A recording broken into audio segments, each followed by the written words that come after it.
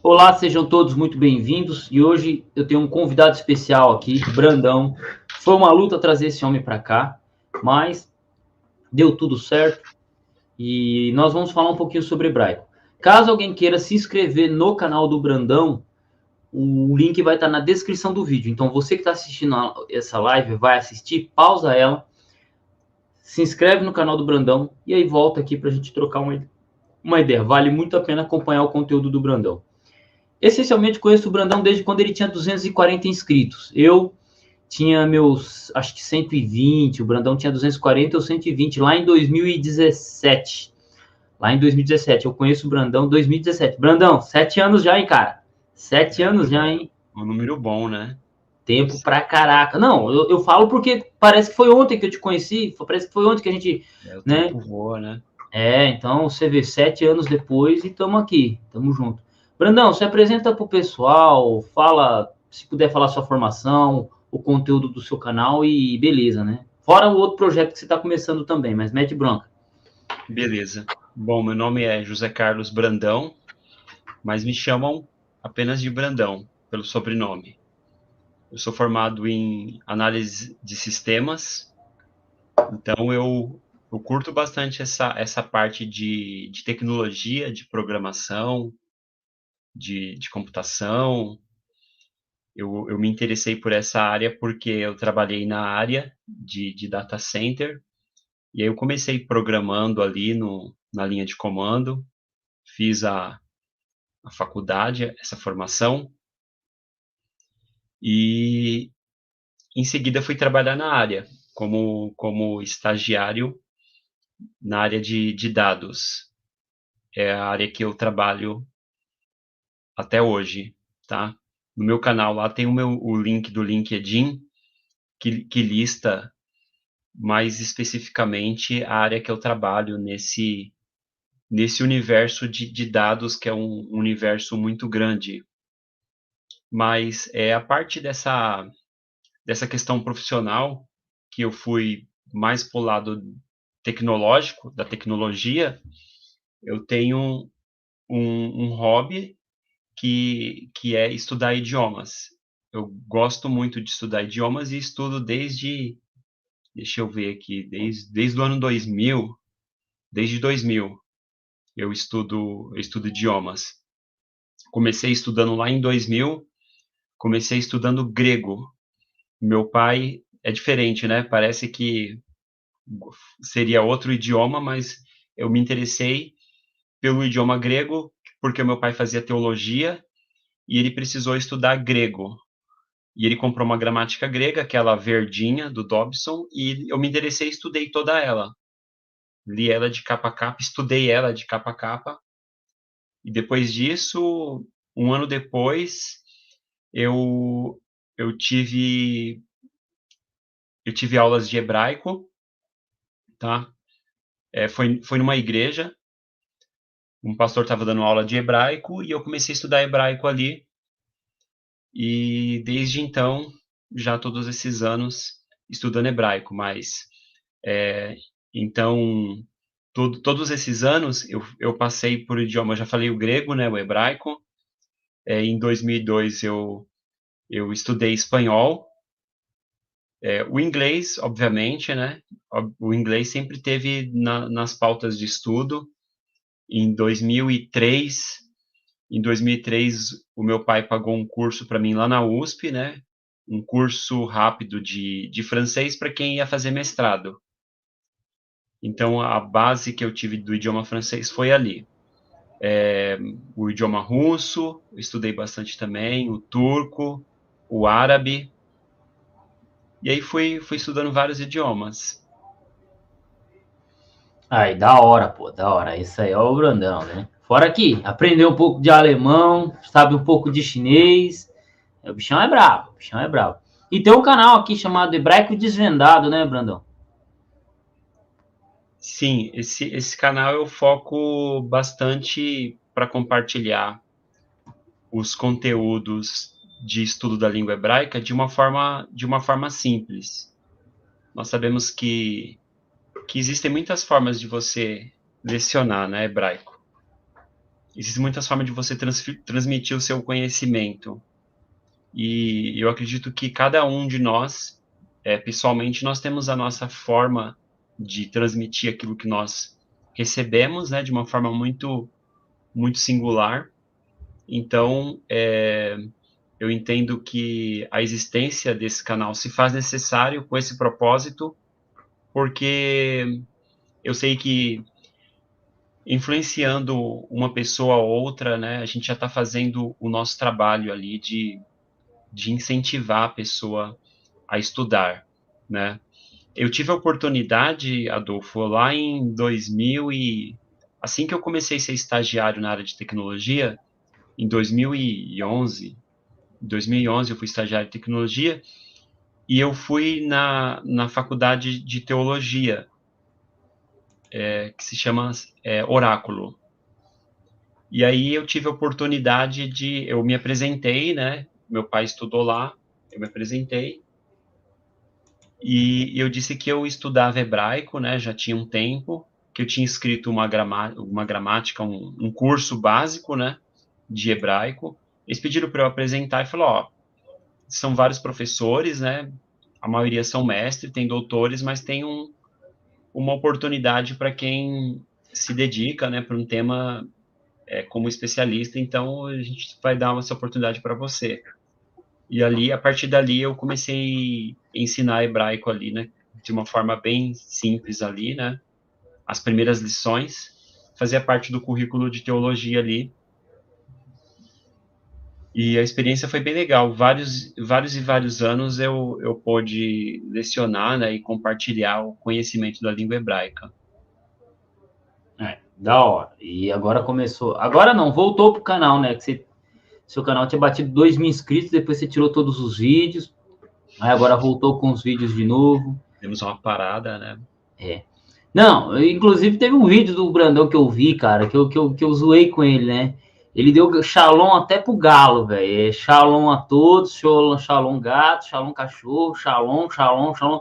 Falei, Brandão, esquece esse negócio de shalom e só fala, eu sou o Brandão e bem-vindo ao meu canal e mete bronca, velho. Né? O cara ficou falando shalom, né? Esse sistema educativo aí é complicado, né? Mas ele vai se corrigindo com o passar dos tempos, né? Sim. Cara, por que todo hebraísta tem esse mau hábito de ficar falando shalom, shalom, só para dizer que sabe hebraico, velho? Shalom já diz tudo, né? Aí você fala lekulano, que é para todos. Aí depois você fala haverim, né? Que é amigos. Então aí você vai... Mas é bem redundante mesmo.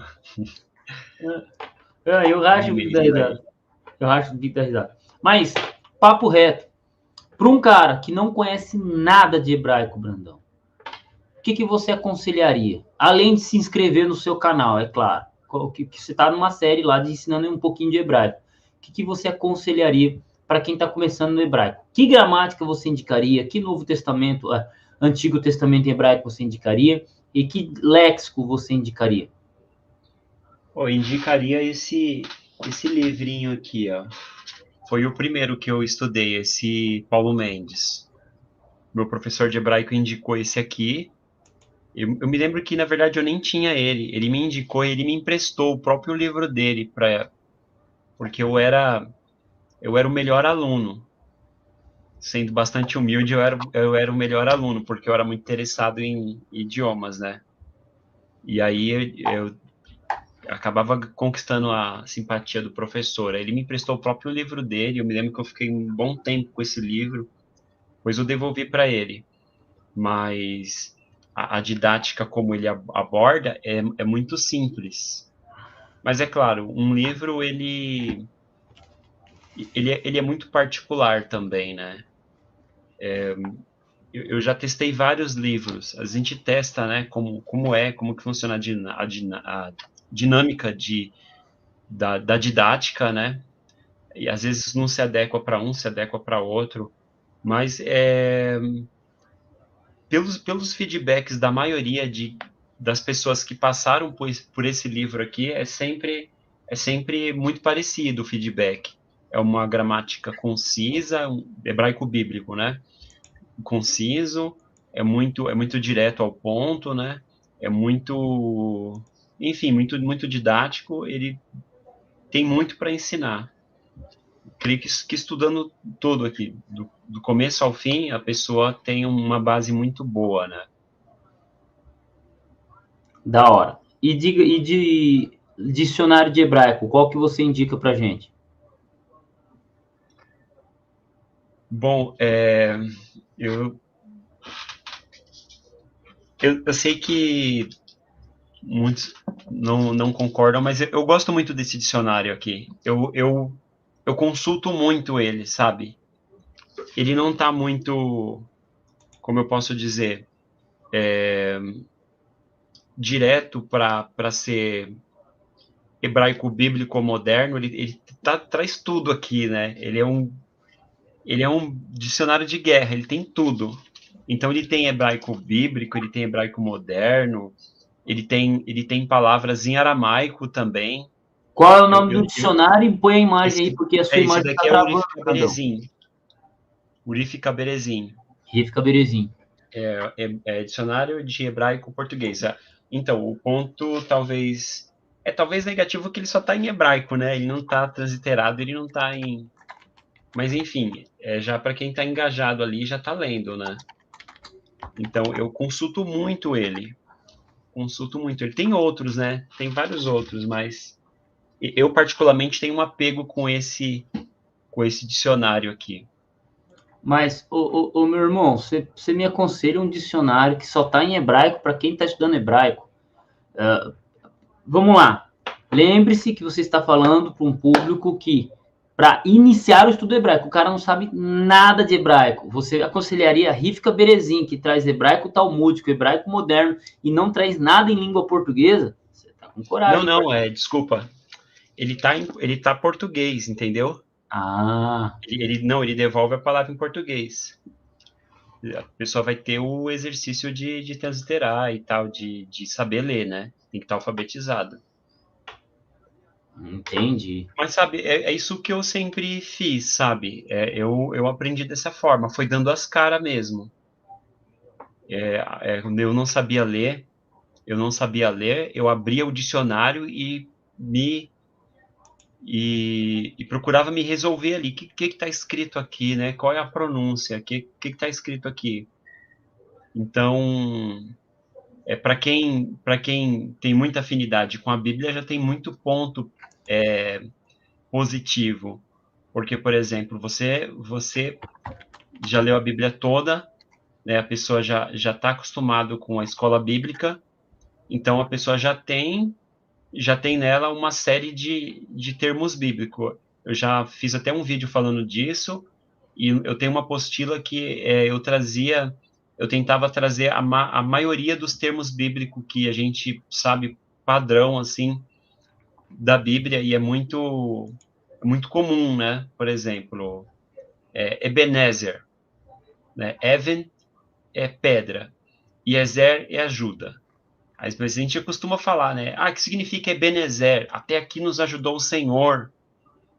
Mas até aqui nos ajudou o Senhor? Aonde está escrito o até, né? Aqui nos ajudou o Senhor. Uma frase grande, né? Só que, na verdade, ele parafraseia. Ele traz Even, que é pedra, e Ezer. Even, Ezer. E aí tem a questão de que os termos hebraicos na Bíblia em português estão aportuguesados. Não está Even Ezer. Ao menos se você for pegar aquela Bíblia judaica completa. Conhece? Você que conhece todas as Bíblias, né, Adolfo? É, a Bíblia Bíblia judaica judaica. é aquela Bíblia inglana trouxa. Como assim? Ela é uma Bíblia que se diz Bíblia judaica, só que ela é traduzida do hebraico para o inglês e do inglês para o português. Então ela já não é uma tradução direta do hebraico, ela já é bem Então, mas dinâmica. uma coisa que eu achei interessante nela é que os termos, eu não me aprofundei a saber as fontes da origem da tradução dela, né?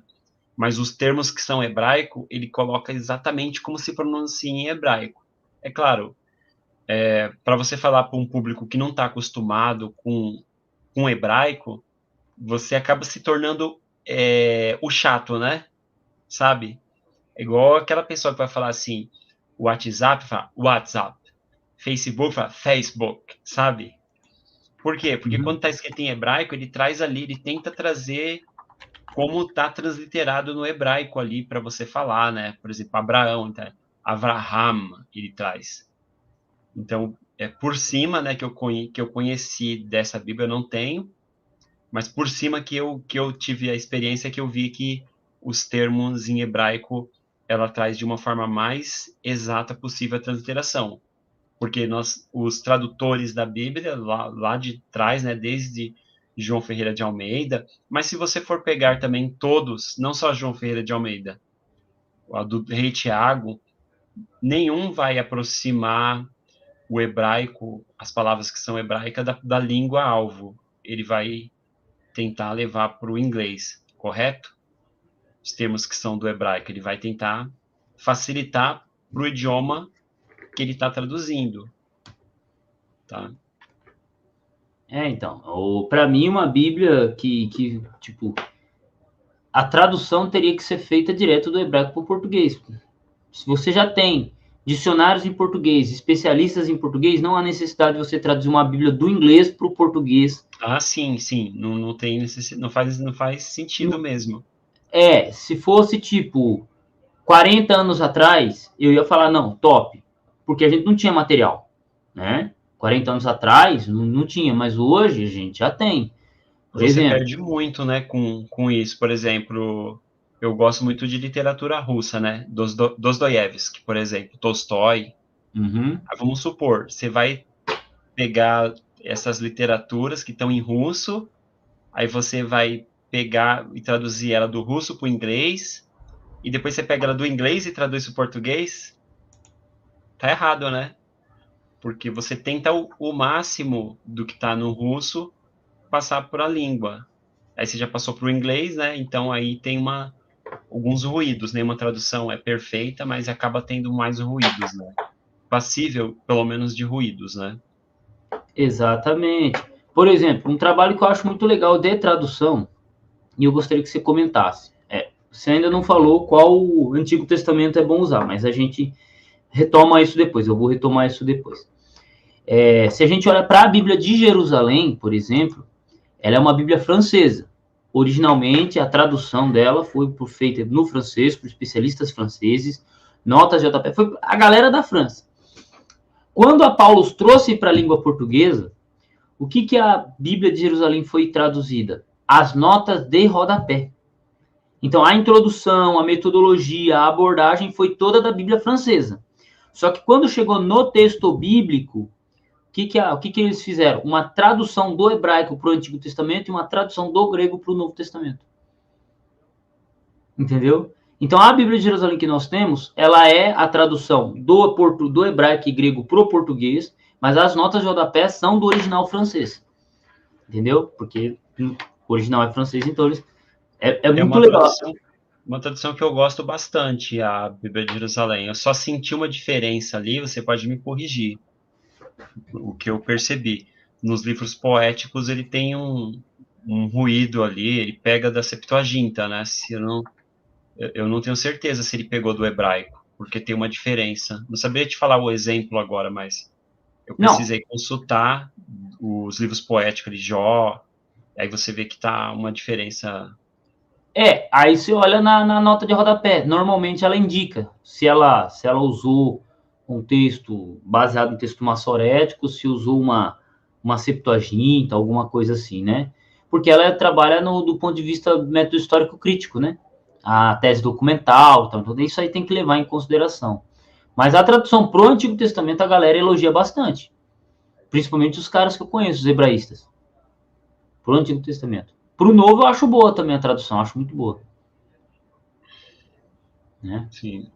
Mas, Brandão, e de Antigo Testamento, cara, o que você aconselha para um iniciante de hebraico? O que você aconselha aí?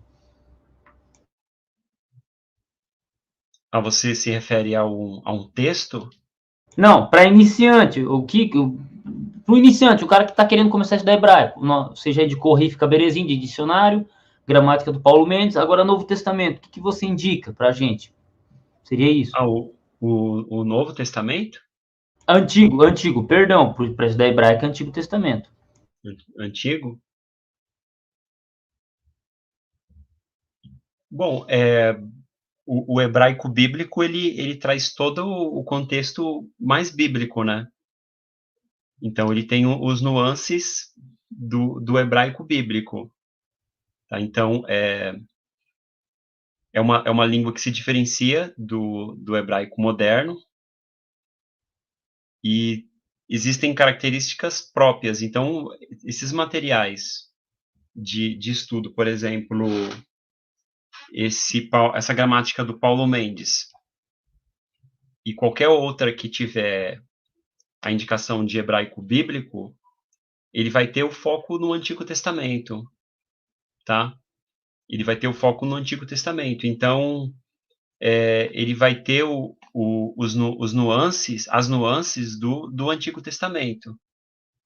Então, vai ter já esse foco, a questão do verbo, né, que tem as suas características próprias, né, o gosto da leitura, né, os teamei hamikra, né, enfim, os acentos massoréticos que não se resumem nas vogais, né, na vocalização, sinais de vocalização, mas, enfim, é um universo enorme de sinais massoréticos que norteiam a leitura, né, e aí tá todo nesse universo do hebraico bíblico, hebraico mais bíblico, né. Já era, cara, é isso aí. Então, Antigo Testamento hebraico, qual que você indica, o nome exatamente?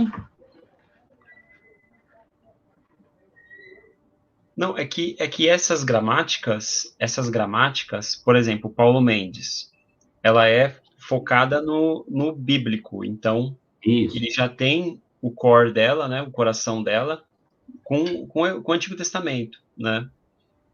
Então, por exemplo, essa gramática de Paulo Mendes tem muito exemplo, ele traz a própria lição ali, é da Bíblia, do Antigo Testamento.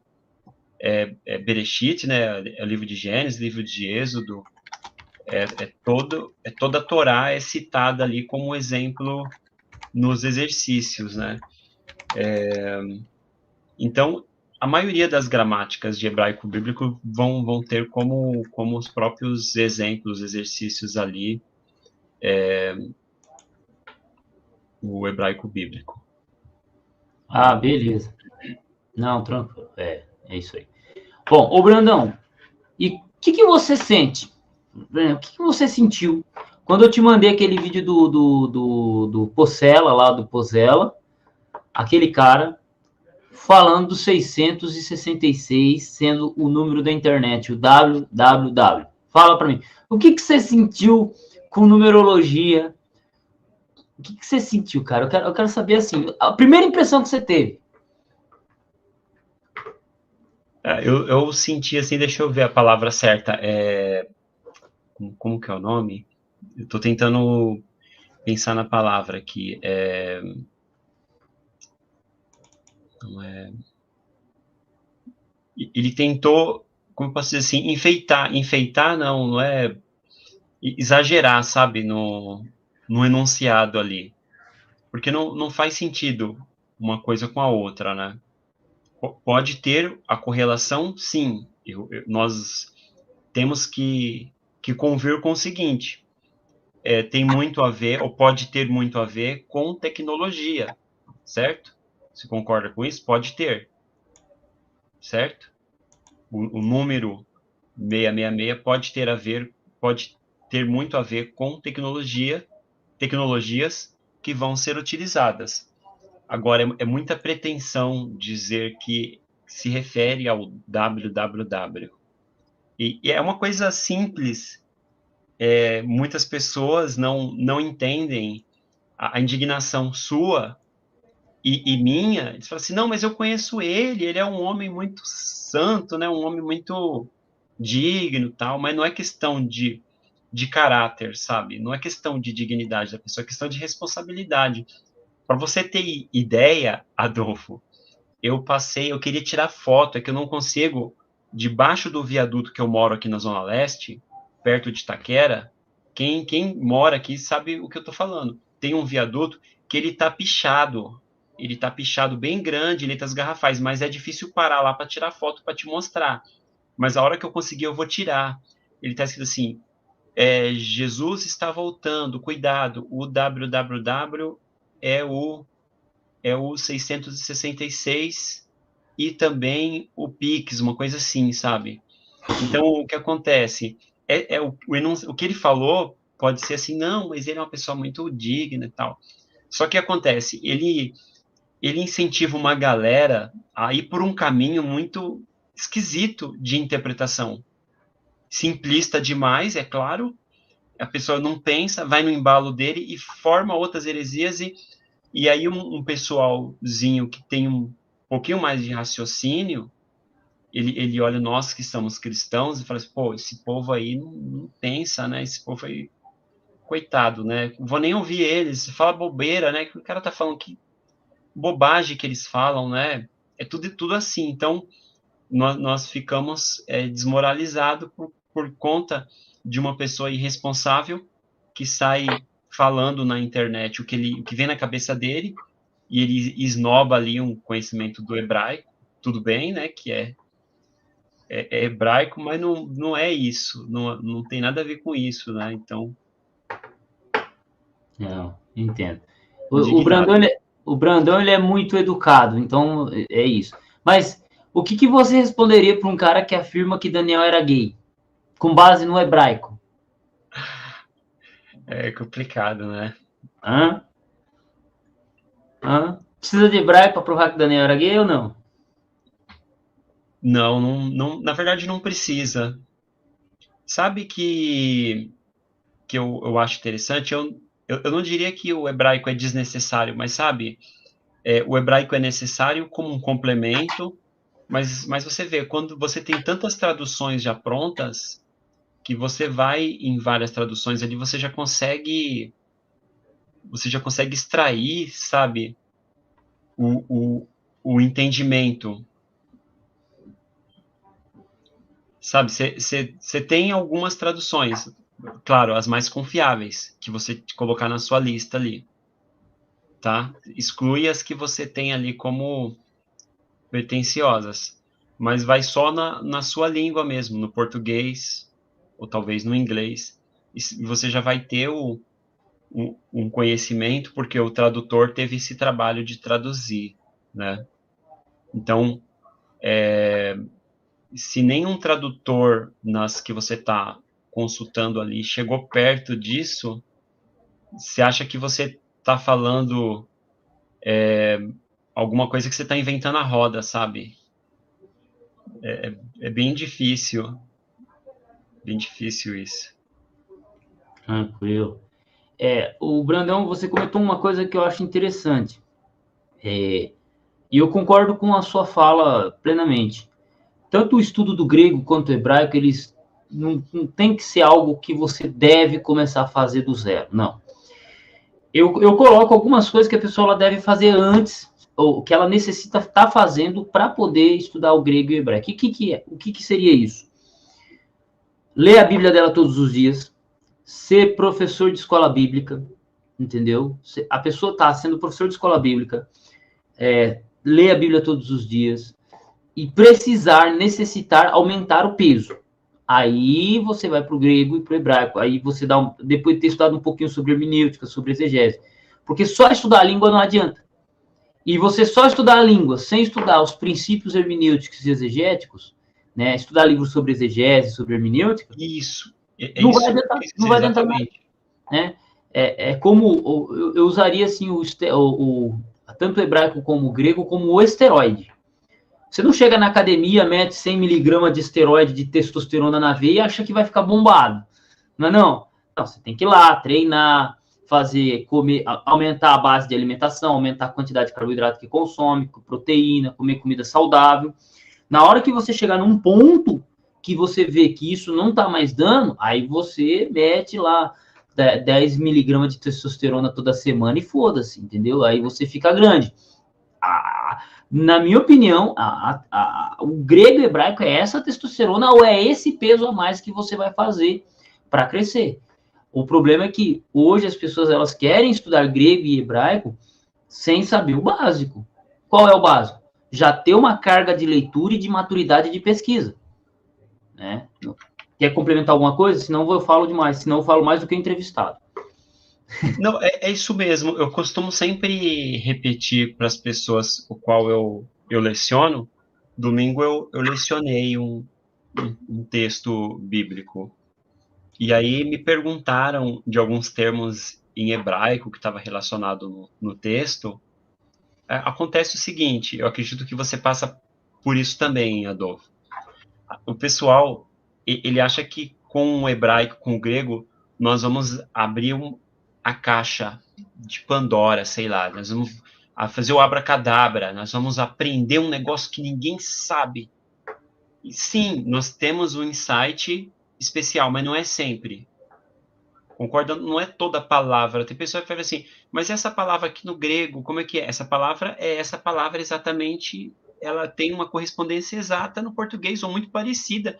Não tem nada de especial aí, eu não vejo nada aí. Então, o que acontece?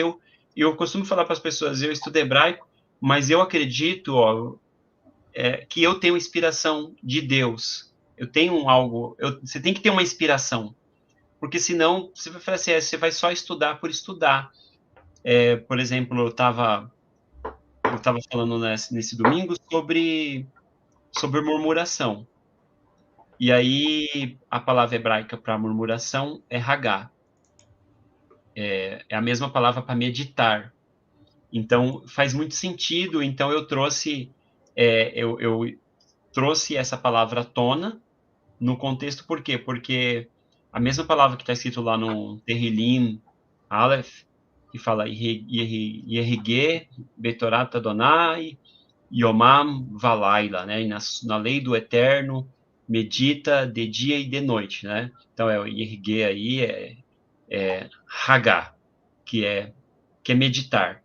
Meditar no sentido positivo é meditar.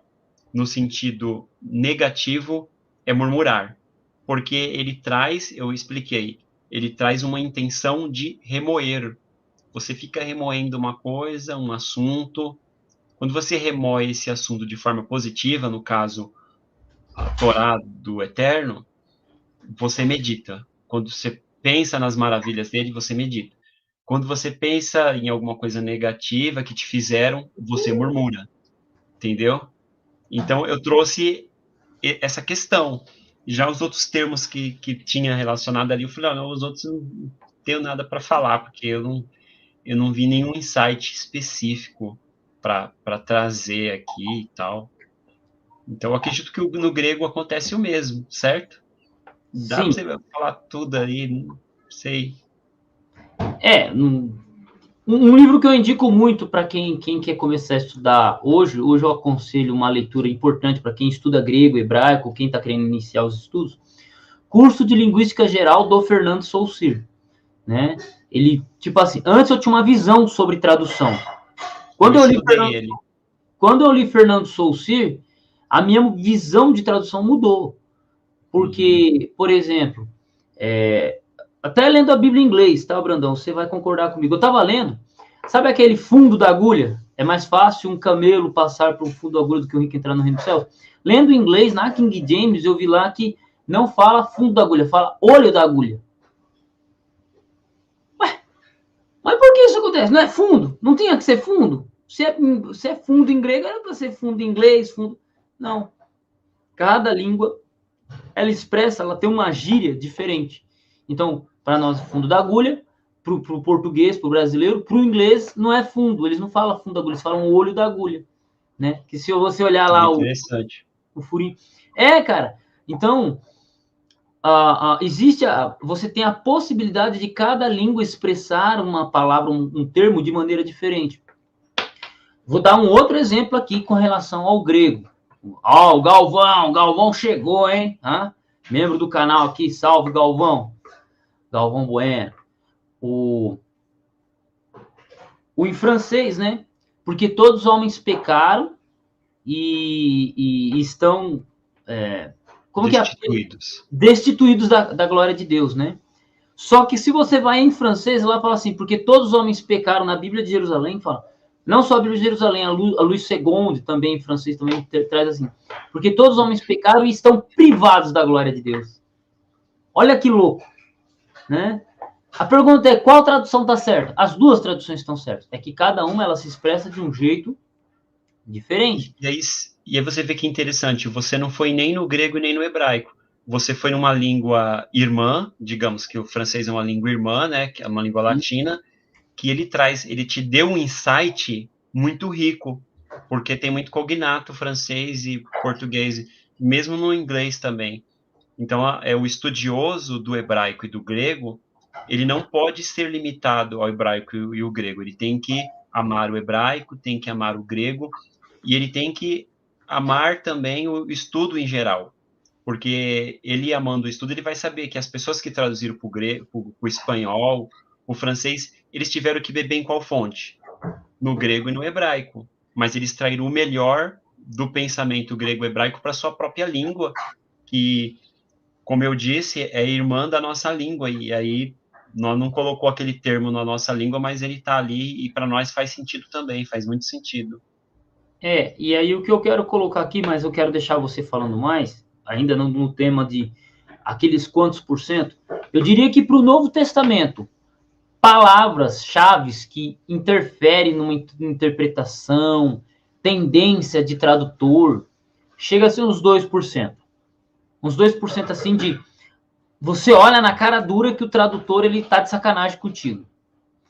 Para o Antigo Testamento, devido às dificuldades, eu diria que é uns 5 a 6%.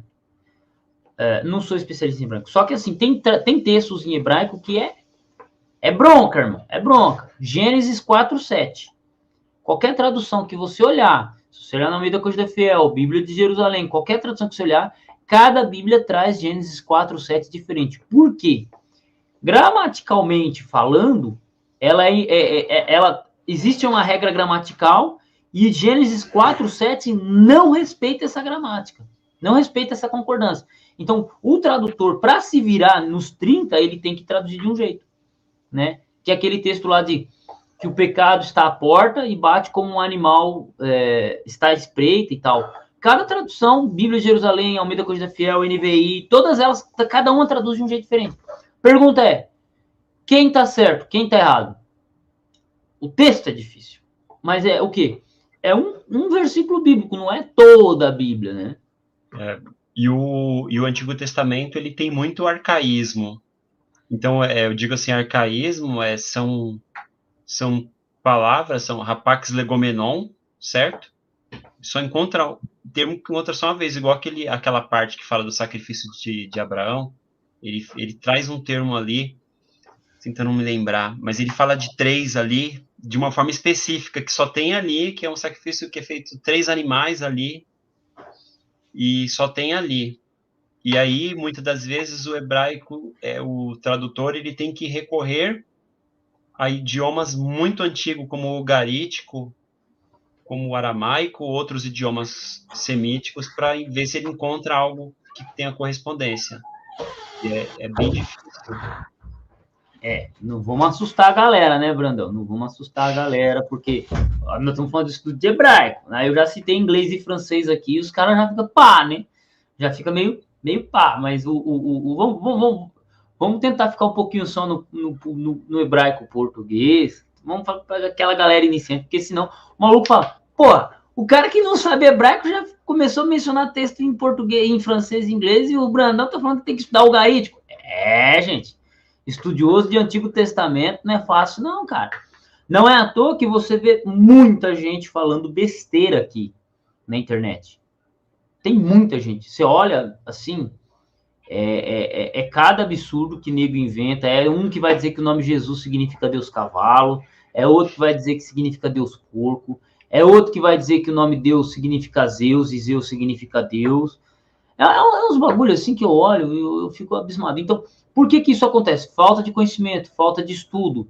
É gente que quer chamar atenção. Por exemplo, você pega um canal como o do Brandão ou o meu, a gente não quer chamar atenção. Eu sou doido porque eu sou doido. O Brandão é um cara educado, fala manso, né? Ele ouve falar mansa, tá ligado? Mas eu tô rindo à Tô toa. rindo à toa.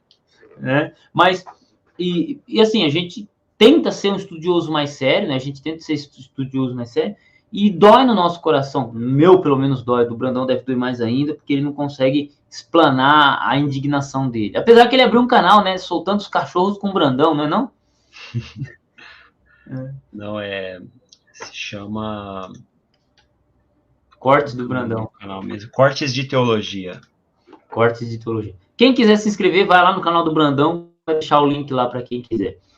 Né? Então, é uma pena, cara. É uma pena. Mas o brasileiro, querendo ou não, cara, o brasileiro é o povo mais idiota do mundo, né, cara? A gente aqui não é o cachorro que mija no poste, é o poste que mija no cachorro, né? Não é o político que serve o povo, é o povo que serve o político. Então, A gente vê muito assim no meio cristão, né, no meio gospel, muitas coisas bizarras, né? Eu te contei uma vez que eu encontrei uma pessoa e ela me perguntou, estava num transporte público, falou assim, eu preguei sobre nod. Nod significa o quê? Nod é nada. Nod é nada, significa terra do nada. Só faltava falar que é a terra do nunca, né? Terra de ninguém, a terra do ninguém. Mas a pessoa tira-se de onde você tirou isso, porque parece, tira do nada, assim, tira da cabeça a tradução ali. Eu já vi caso da pessoa falar ali, eloquente, e depois perguntar, é isso mesmo, você é o professor? E às vezes coloca até você na parede, né? Já aconteceu algumas vezes. É porque temos um professor aqui, não é isso? Aí eu tô ali, né, participando, eu vou cortar a pessoa no meio da fala ali. eu já corto. Eu Não, mas já meto Não, facão. não, não é isso não. Na escola você tem a oportunidade de corrigir, mas no meio de uma ministração ali, a pessoa pede para confirmar, o negócio está Eu não. desenrolando ali, não dá para parar, né? Não, se o cara tá se enrolando ali, eu corto a A gente pessoa ali corrige e depois. dane-se. E dane-se, né, Brunão? Porque assim, vamos lá. Vamos pôr o seguinte. Que nem eu tô dando minha cara a tapa aqui. Se eu errar, muitas pessoas vão errar. Você, Brandão, tá dando sua cara a tapa na internet. Quando você publica um vídeo ensinando o alfa, o beta, o gama, o aleph, o shin, a origem do hebraico, a significado de tal palavra, as pessoas precisam olhar em você e elas confiam em você, não é? Assim como eu confio em você de trazer você no meu canal. Agora, o cara foi chamado para pregar, ele também tem a obrigação de, daquilo que ele falar, ele conseguir sustentar. Agora, o maluco vai falar um bagulho que ele não sustenta e vai pedir para você. O que acontece? Se você apoia esse cara, ele vai falar mais besteira e vai jogar você no meio. É o que acontece muito em meio apologético. Esses dias atrás teve um cara falando de um significado tal para uma palavra lá em hebraico 17:14, e todos os amigos dele hebraicos falaram, mano, você tá viajando na maionese. E o cara ficou puto com todo mundo. Por quê? Acostumou demais o quê? Sendo apoiado pelas pessoas. Aí quando ele fala uma besteira, aí ele acha que todo mundo tem que apoiar também. Não é, entendeu? E assim, Adolfo, acho que todos nós temos que, ao máximo, se atualizar. E todos nós temos que olhar com muito cuidado, porque se a gente ficar muito na autoconfiança, você vai ali com tudo ali, uma hora ou outra você vai falar uma bobagem. É muito fácil, porque é muita coisa, né? Muita coisa para estudar, é muito texto, é muito termo, é muita raiz.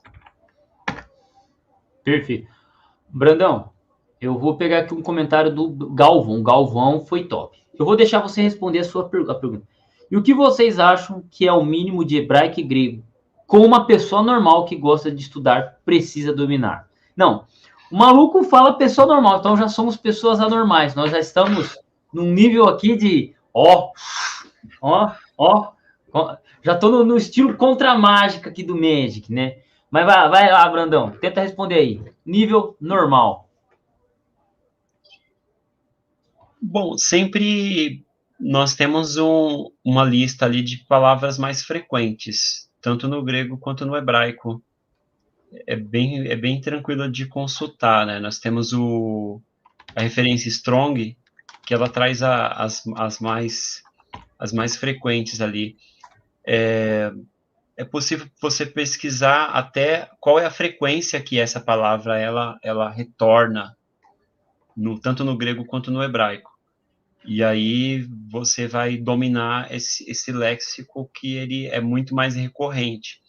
E aí tem, como eu disse, o Rapax Legomenon, você pode listar ele, fazer um estudo só quais são os Rapax Legomenon do hebraico ou do grego.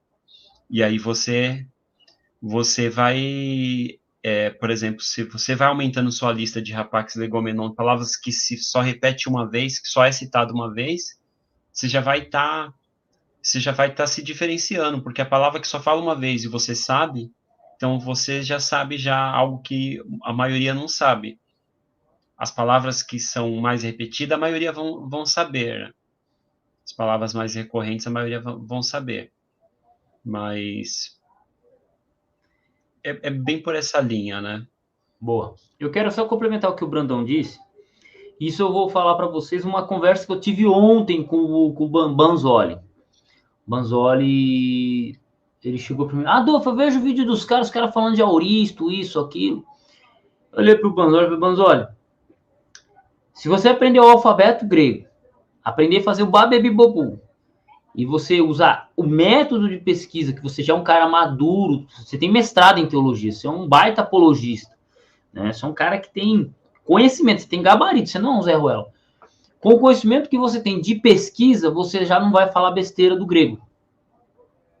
Então, qual é o mínimo? Na minha opinião, é conhecer o alfabeto, fazer o babebibobu, fazer a leitura das palavras corretas, conseguir pesquisar num dicionário, num léxico, né? Também ter e aqui que pesa bastante, que é o que entra, e até entra na questão do Porcela, do pessoal. A gente tem que ter um nível de pesquisa saudável, tem que ter maturidade, tem que ter calma. Como assim? Maturidade. Maturidade no seguinte, assim, você vê uma palavra em hebraico, por exemplo, tem um termo lá em hebraico que o cara traduziu como os homens carneiros. Tem uma expressão lá, que é homens carneiros, que aparece na Bíblia. Só que não é homens carneiros, é um termo que aparece lá, mas ele é traduzido de outra forma. Só que o cara, por desconhecimento dessa tradução, ele acha que é homem carneiro e todo mundo tem que aceitar a tradução dele. É alguém que é inexperiente em tradução, é inexperiente em teologia. Por quê? Você olhou para a tradução, você falou, porra, mano, achei a roda, como o Brandão colocou, achei a roda. Só que você vai ver, nas traduções não tem aquilo. Você vai olhar para os comentários bíblicos, não tem aquilo. Você vai perguntar para outros professores de hebraico ou de grego e eles não concordam com o que você está dizendo. E você acha que só você tem razão? Você é foda, hein, velho? Quantos anos? 4.000 anos de hebraico? Você foi o primeiro cara que viu.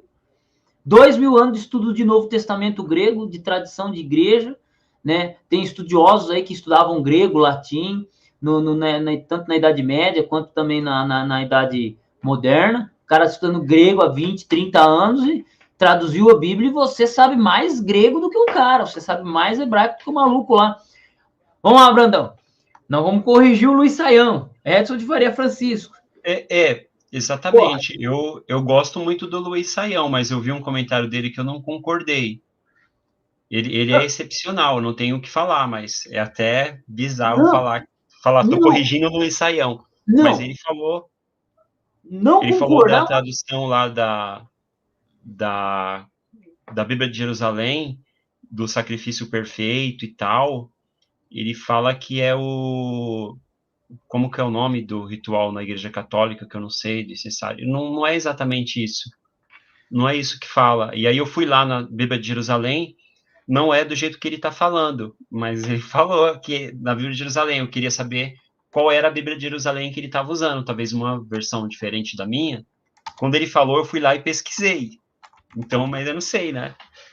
Acontece mesmo às vezes de celebridades, fala assim alguma coisa. Vamos lá ver se é isso mesmo. Né? Eu tenho isso. Ele falou, vamos ver se é isso mesmo. O Luiz Saião falou que a parte lá do sacrifício agradável era igual o ritual lá. Eu posso pegar o vídeo que ele falou para não falar errado, mas ele comentou. E não é exatamente o que está escrito na Bíblia de Jerusalém. porque ele desaprovou a Bíblia de Jerusalém, do qual eu aprovo. Eu falei, opa, ele desaprovou e ele citou o versículo. Aí eu fui lá ver e não era aquilo. Não, tudo bem. Uma falhinha aqui, uma falhinha ali. Concordo com o que você fez. Mas vamos lá. Para o cara no nível do Saião ou do Edson de Faria Francisco cometer um erro, um equívoco, tipo assim, é quase zero, né? É quase zero. Tanto que o interlinear do Edson de Faria Francisco, eu conheço pessoas que ajudaram ele a pesquisar. É um trabalho absurdo, né? É um trabalho excepcional, mas a corrigir o interlinear. Tem palavras lá, houve erros de digitação, É difícil, né? É difícil você... Discussão do hebraico e tal. Muito minucioso. Uhum. Então, tem pessoas que corrigiram alguma coisinha, mas não é um bagulho assim, tipo homens carneiros, né? Não é? Tá ligado? Né? Então... a gente que estuda, a gente fica muito perspicaz, né? Falou ali, ele falou, não concordo com a Bíblia de Jerusalém, tal versículo. Falei, deixa eu ir lá. Já fiquei em cima, mas eu sei que ele é muito coerente, né? Depois você grava um vídeo refutando o Luiz Saião. Eu vou pegar aqui, vou mostrar exatamente o que eu tô falando, para não... Então, quem quiser, vai lá no canal do Brandão depois, ele vai publicar esse vídeo. Se ele não publicar esse vídeo até sexta-feira que vem, eu vou na casa dele dar uns tapas nele. O vídeo é antigo, não sei se eu vou encontrar, mas eu vou pesquisar aqui. Pesquise aí, Luiz Saião, Bíblia de Jerusalém. A que ele citou lá não estava igual a minha. Uhum. Depois você grava um vídeo sobre isso aí, esquenta a cabeça não, só serve como exemplo. Polêmico, né? Não era... Tem uma pergunta aqui também que eu quero responder, que é o Vender Vinícius, o Vender. Ele falou o seguinte, tem a Bíblia palavra-chave, me disseram que não é boa porque o dicionário está desatualizado. Está correto isso, professores? Você quer responder essa ou quer que eu responda, Brandão? Pode ser que a minha opinião esteja diferente da sua, Adolfo, mas... Manda abraço. A sua a gente confronta aqui. Para mim, ela é boa, mas é muito volume, assim, para você. Mas quem gosta, né? Tem uma Bíblia muito grande, aquela Bíblia de palavra-chave. Eu, particularmente, eu procuro tudo na internet. Strong, referência Strong, e aí vai me devolver tudo online. Então, mas para quem gosta, eu acredito que o que está no online ali do Strong não vai ter muita diferença, não, do que está ali mesmo. Se está desatualizado, qual é a desatualização, eu não saberia citar qual. Mas é o dicionário Strong, é a palavra-chave. Você quer que eu... Já foi mais além disso, Adolfo? Fala aí. Louco, mano. Fui eu que comecei com esse negócio de dizer que a Bíblia de Jerusalém... a Bíblia palavra-chave tem um léxico desatualizado. Isso aí é uma treta antiga, de uns 3 anos. Não me acompanhei isso. Não porque é de treta. É assim, Vender. Isso aqui, a Bíblia palavra-chave. Não, ela tá na minha mesa aqui, não é por causa da Bíblia de estudo, não. Se eu pudesse, eu tenho muito respeito, mas eu cortaria... Eu acho muito grande, só isso. Eu cortaria, porque o que eu gosto na Bíblia de Jerusalém, na palavra-chave, eu tô com a BJ na cabeça aqui, gente, perdão. A palavra-chave, ela tem um léxico de hebraico e um léxico de grego no final. Está desatualizado? Sim. A base lexicográfica da Bíblia palavra-chave é um dicionário de Strong datado antes de 1890. Entendeu? Pro grego, né? Pro hebraico ele é bem resumidinho. Só que ele foi aumentado. Da Bíblia Nossa Palavra-Chave, se você olhar na introdução dos léxicos, lá fala, foi aumentado por espíritos zodiates. Só que ele é um dicionário bem simplório. Não é um grande dicionário para discussão. Não é um Gesenius. Não é um léxico Gesenius. Não é um Koheler Balgatli. Mas para o hebraico serve para alguma coisa. Para o Novo Testamento, como eu disse, ele é baseado numa lexicografia antes de 1890. Então, sim, ele é um léxico desatualizado e ele é um léxico resumido. Mas quer dizer que ele não deva ser usado? Não, ele pode ser usado, mas ele não serve. Eu não usaria uma Bíblia palavra-chave para finalizar a discussão. Eu não usaria. Eu nunca vou usar um léxico nem da Bíblia palavra-chave e nem o Edward Robson. Edward Robson eu acho top. É um dos melhores, é um dos bons dicionários de grego em português. mas é um léxico de 1850. E só foi traduzido para o português em 2012. Então, assim, eu tenho domínio semântico, eu tenho Frederic Dunker, eu tenho Gerhard Kittel, eu tenho até o próprio Henry Thayer é mais atual, o Henry Thayer é de 1882, né? Então, eu tenho dicionários de grego que são mais atuais, que são mais pá do que o Eduardo Robson, do que o léxico da Bíblia Palavra-Chave. Mas quer dizer que você não pode usar? Não, se você tem, pode deixar em cima da mesa, não sai de cima da minha, só que eu entendo a limitação. É como se fosse aquele Fusca, tá ligado aquele Fusca? Você pega o Fusca, monta nele, joga 20 litros, 20 reais de gasolina nele, que dá 4 litros, 3 litros e pouquinho, e vai trabalhar e volta. Só que você também não vai pegar o Fusca e querer correr na Fórmula 1. É ou não é? É isso. O fato do Wender, né, não sei se estou pronunciando certo, ele ter uma Bíblia de palavra-chave, ele ter afinidade com ela, e ele manusear muito ela, principalmente na parte do hebraico, que você informou que está mais correto, né? Ele vai aumentar com certeza o conhecimento dele, ele vai ter maior afinidade, vai ter maior engajamento, independente, né? E a Bíblia-chave, a Bíblia de estudo em si, ela peca em muita coisa. Então tem vezes que eu vou olhar na Bíblia palavra-chave, eu vou procurar uma palavra-chave. Eu tô com preguiça de olhar no texto hebraico, a gente tem preguiça. Bate o olho lá, cadê o número strong? Aí eu tenho que ir lá no texto hebraico, procurar no texto hebraico, ir lá na Bíblia palavra-chave, achar o número strong e numerar na Bíblia. Então já aconteceu comigo isso. Eu ter que numerar na minha Bíblia palavra-chave o número strong que estava faltando nela. Né? Eu gosto de fazer o seguinte, eu vou Bible Hub. Não sei se você usa Bible Hub. Eu Bible uso Hub, hebraico e inglês. Aí o texto que você pegar, ele vai te trazer a referência. Aí você pega o número da referência e aí você procura com a referência strong no Google. Ele vai trazer várias outras específicas. Aí você aprofunda na busca. Algumas das vezes tem só em inglês, né? Como eu falei do inglês, a importância do inglês. Mas, enfim, você vai conseguir. Sim.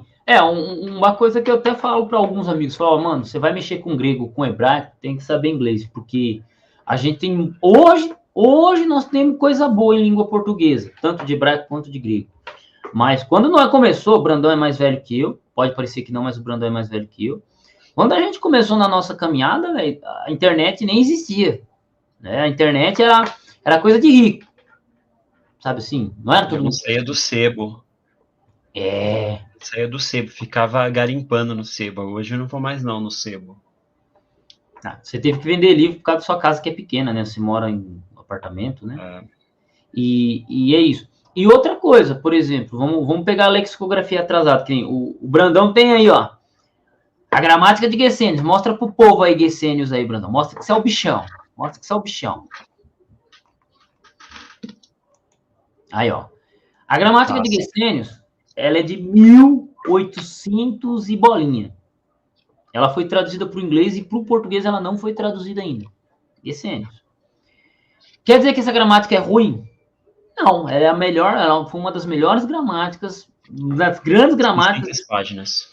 Então, é uma das grandes gramáticas que todo estudioso de hebraico tem.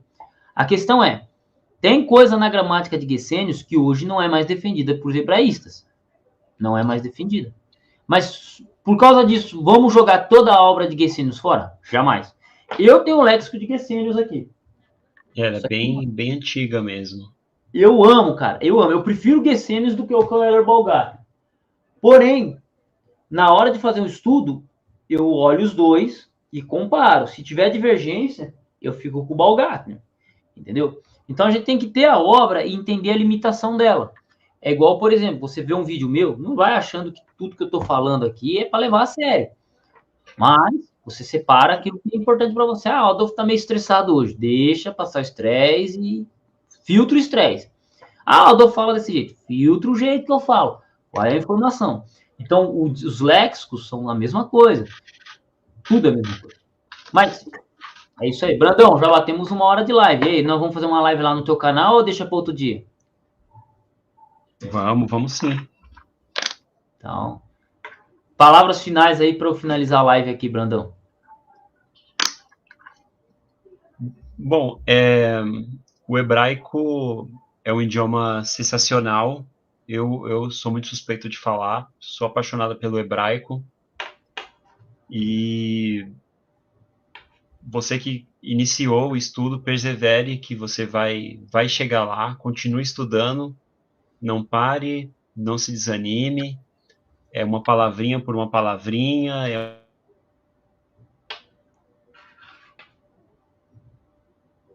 Opa, o Brandão deu uma travada lá.